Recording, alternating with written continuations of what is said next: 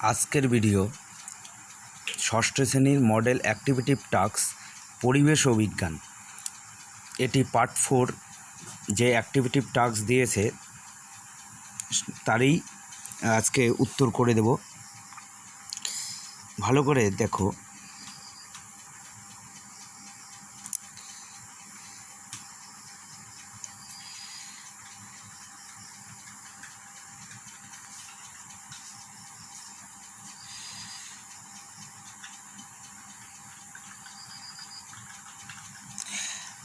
দেখো এখানে এমসিকিউ রয়েছে 1 নম্বরে 3টা, তারপরে শূন্যস্থান আছে 3টা, 3 নম্বরে 2টা প্রশ্ন উত্তর করতে হবে 1টি বা 2টি বাক্যের মধ্যে, আর 4 নম্বরে আবারও 2টা প্রশ্ন উত্তর করতে হবে 3টি বা 4টি বাক্যের মাধ্যমে।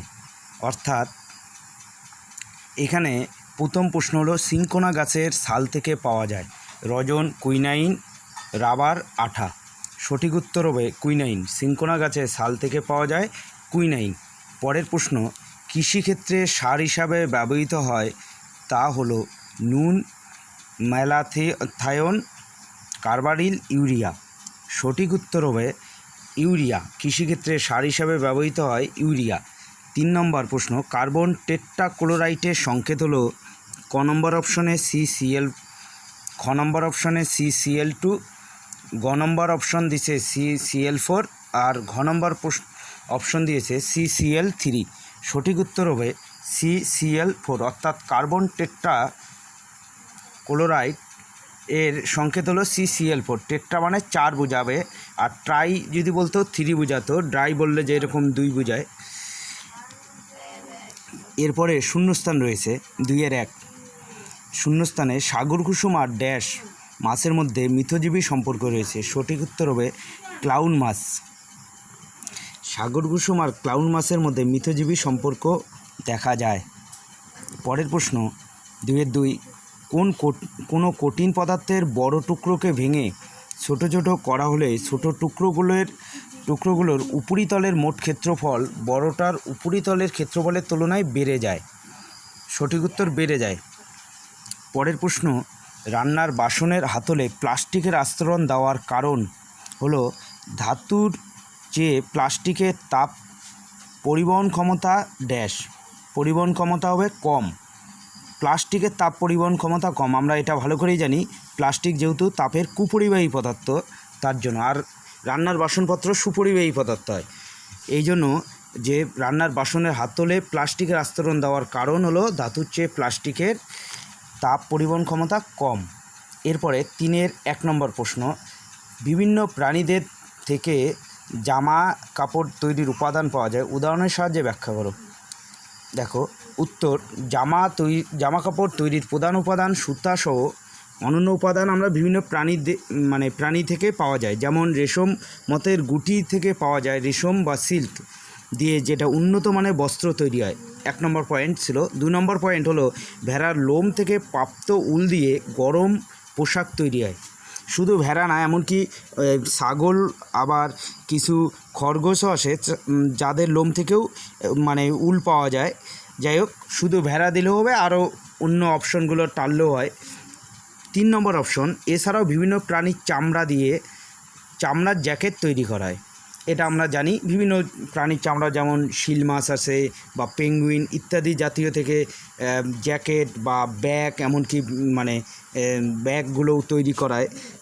পরের 3-এর 2 নম্বর প্রশ্ন জল ও বালির মিশ্রণ থেকে কি উপায়ে বালিকে পৃথক করা যায়। উত্তর যে উপায়ে জল ও বালির মিশ্রণ থেকে বালিকে পৃথক করা যায় সেগুলি হলো 2টা পদ্ধতি। 1 নম্বর পরিস্রাবণ, 2 নম্বর হলো থিতানো। পরিস্রাবণ পদ্ধতিতে ফিল্টার কাগজের সাহায্যে জল ও বালির মিশ্রণ থেকে বালিকে পৃথক করা যায়। 2 নম্বর থিতানো, জল ও বালির মিশ্রণকে একটি পাত্রে কিছুক্ষণ রেখে দিলে বালি পাত্রের তলদেশে থিতিয়ে পড়বে। এরপর উপরের জলটাকে আলাদা করে সেকে নিয়ে বালিকে পৃথক করা যায়। এবার 4-এর 1 নম্বর প্রশ্ন স্ট্রেপ্টোমাইসিস হলো উপকারী ব্যাকটেরিয়া, বক্তব্যটির যথার্থতা ব্যাখ্যা করো। স্ট্রেপ্টোমাইসিস একটি উপকারী ব্যাকটেরিয়া, কারণ এর বিভিন্ন প্রজাতি থেকে প্রায় 50টির বেশি অ্যান্টিবায়োটিক ওষুধ পাওয়া যায়, যা ব্যাকটেরিয়ানাশক, ছত্রাকনাশক, পরজীবীনাশক হিসেবে কাজ করে। যেমন স্ট্রেপ্টোমাইসিস থেকে প্রাপ্ত কয়েকটি অ্যান্টিবায়োটিক ওষুধ হলো স্ট্রেপ্টোমাইসিন, এরিথ্রোমাইসিন প্রভৃতি। তাই স্ট্রেপ্টোমাইসিস একটি উপকারী ব্যাকটেরিয়া। এবার পরের প্রশ্ন আছে 4-2, যে জলে দ্রবীভূত হওয়ার পর নুনকে সেই দ্রবণ থেকে ফিরে পেতে কোন পদ্ধতিটি পরিস্রাবন না পাতন অনুপযুক্ত এবং কেন? এখানে ভালো করে নজর দেবে যে অনুপযুক্ত কোনটি পদ্ধতি, অর্থাৎ কোনটির সাহায্যে আলাদা করা যাবে না। মানে লবণ জলের মধ্য থেকে লবণকে কোন পদ্ধতিতে আলাদা করা যাবে না, অনুপযুক্ত এবং কেন। যাই হোক, উত্তর হচ্ছে জলে দ্রবীভূত হওয়ার পর নুনকে সেই দ্রবণ থেকে ফিরে পেতে পরিস্রাবন পদ্ধতিটি অনুপযুক্ত। কারণ নুন এবং জলের মিশ্রণের ক্ষেত্রে নুন, যেটাকে দাব্য, জল দাবকে সূক্ষ্ম সূক্ষ্ম কণারূপে দ্রবীভূত হয় বা দ্রবীভূত থাকে বললেও হবে। ফলে ফিল্টার পেপারের ছিদ্রের মধ্য দিয়ে জলসহ লবণের কণাগুলি চলে যাবে, যেহেতু লবণের কণাগুলি খুব সূক্ষ্ম সূক্ষ্ম কণায় পরিণত হয়ে জলে দ্রবীভূত হয়ে যায়। তাই নুন ও জলের মিশ্রণ থেকে নুনকে পরিস্রাবন পদ্ধতি দ্বারা পৃথক করা সম্ভব নয়। এটা আমার নতুন চ্যানেল, তোমাদের যদি পছন্দ হয় বা ভালো লাগে অবশ্যই সাবস্ক্রাইবার করে রাখবে। চেষ্টা করব তোমাদের সাহায্যের, যে কোনো শিক্ষা সংক্রান্ত যে কোনো সাহায্য করতে চেষ্টা করব।